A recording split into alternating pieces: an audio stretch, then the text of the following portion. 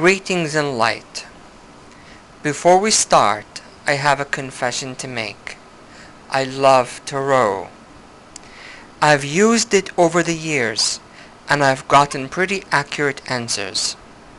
The key here is that I remind myself always that it is a tool of divination.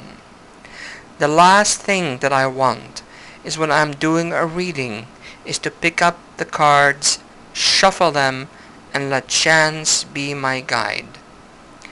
It might seem counterintuitive, considering what we're doing. It's true. I really don't want some random luck to be the reason why a certain card came out as the answer to my question. If that's all that I wanted, then I could have flipped a coin, used an online tarot software, or if I'm really bored, called a 1-900 psychic. What I want is pure spiritual guidance. I am looking for that message that my ego is blocking. I am not talking just intuition. Cards can help your intuition focus, but if the cards selected were no more than a coin flip, and you'd give it a lot of credence, then it may very well end up misdirecting your focus away from your intuition. This is just me, but I'll be frank, I have seen lots of people just shuffle the deck, pick random cards, and then interpret them based on their feelings. But if you're listening to this, I suspect you want more. I know I did. I wanted to open the floodgates of that cosmic stream. I wanted the light beam from the lighthouse. Divination is connected with the divine, and therein lies what makes it different from a coin toss. True spiritual illumination. I have a special method for getting to that stage using the tarot. I first shared it in my Heretical Key to the tarot. At first, you'll feel a bit weird, or it might be a bit hard to make the connection. Give it your best. It will eventually kick in as second nature, and you'll see a major uptake in your reading's accuracy.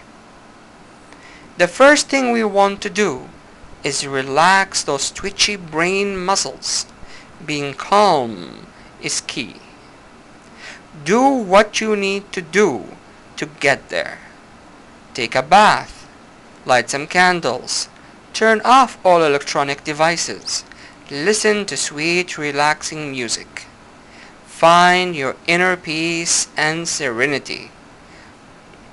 One of the things that I do is to focus on my breathing and count my breath, like 4 on an in. Hold it for 4 seconds, exhale again for 4. It doesn't really matter the number, just get there to that state. The second thing that I do is to focus on a white ball of light above my head. I imagine it. The imagination works when I have the physical sensation of the top of my head opening up. I'm using the white ball meditation and the focus to activate my crown chakra. I want that top point open and activated as much as possible. In the beginning, it will be a slight tingle. You'll get the hang of it, and it will feel like your entire body is being flooded with spiritual light. The feeling isn't just a sensation or emotion. It will affect every core of your being. Feeling good isn't the objective here. It's a feeling of being illuminated at your core, just like your body would feel different when you take a shower after a hot, sweaty day. But this is on a more soul and energetic level. Are you with me so far? If you were doing this and haven't closed your eyes, you may want to do that as well, as it will shut down visual distractions. The next step is to imagine and reconnect yourself with your child state. This child state is carefree. It's innocent. It's open to wonder. It has no real idea of the world out there. If you need to imagine yourself as a child physically, then do it. The important part is to get into that state of openness and wonder. This may seem hard if you haven't done it before, but just give it a chance. You'll get there with practice. What I do at this point is to chant out loud the word Nur. Nur, Nur, Nur. Nur is Arabic for light. I am focusing on the divine light. I inhale and exhale this light.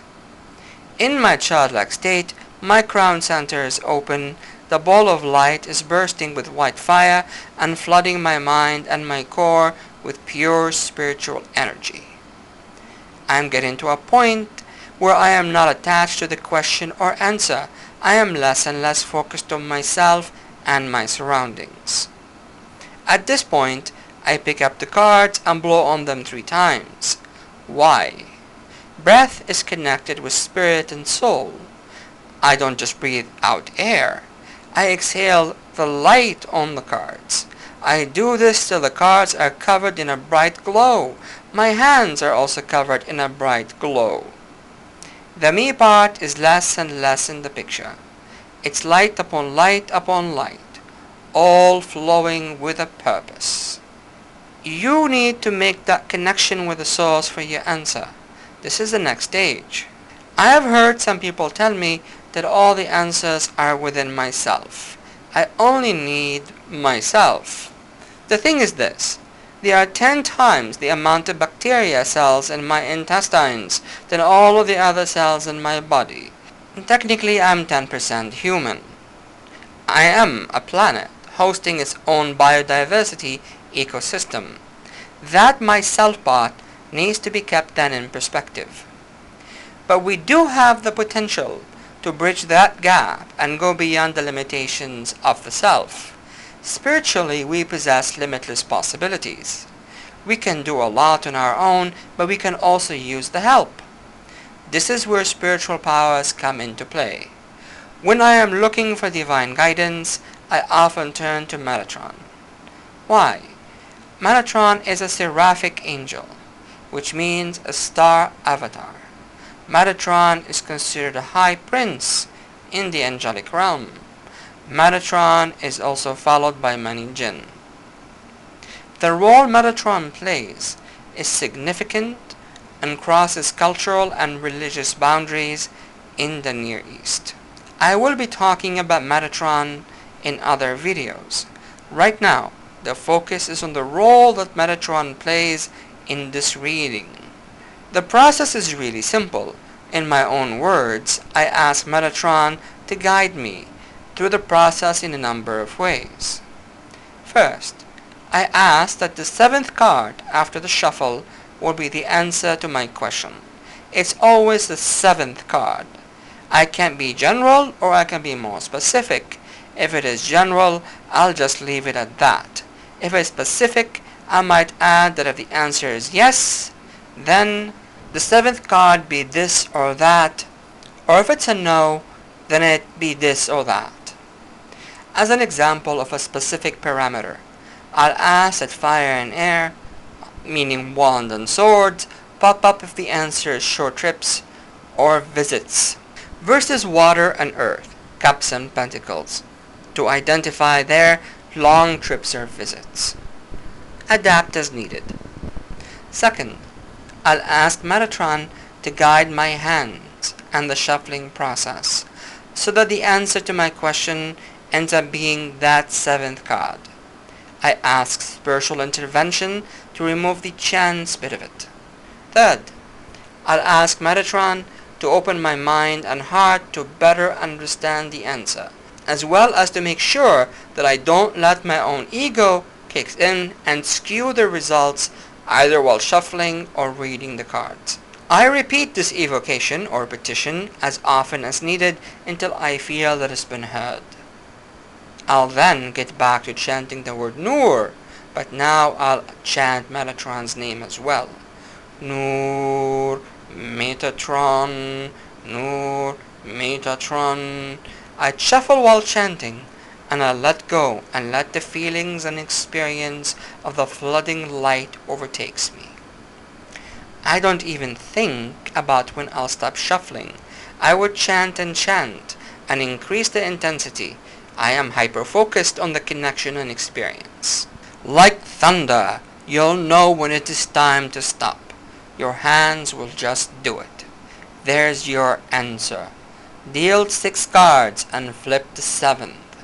If you require an additional card, then you need to go back to that point when you've identified what the 7th card would mean. Don't put back any of the cards you've dealt. They all stay on the table.